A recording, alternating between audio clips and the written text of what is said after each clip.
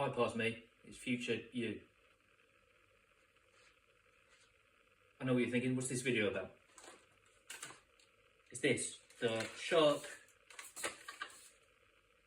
power nozzle model LZ400UKT6. I know what you're thinking, how the fuck have I started earning enough money to own a Shark? You haven't. You're just looking after somebody else's Shark.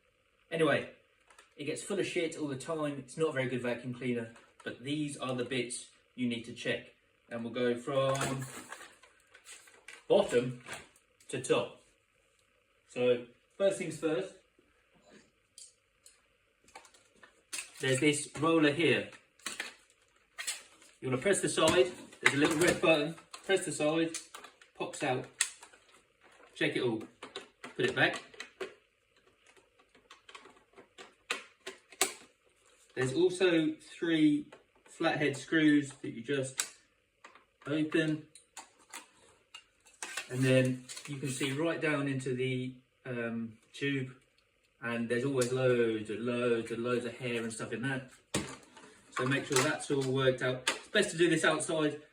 I've been working on this for a few days because it's a pain in the arse. So mine's fairly clean. Again, not mine, just somebody else's. Right, so you got that one. Then you might want to give that a few hits on the ground as well. Get the bits out of there. This tube, like, you want to be able to look down that and see through it, which you can't do when it's full. It's also got a really ridiculous hidden one here. So if you click that, that's the tube. You can press these 2 tabs and pull that one out so you can get more detritus out of it.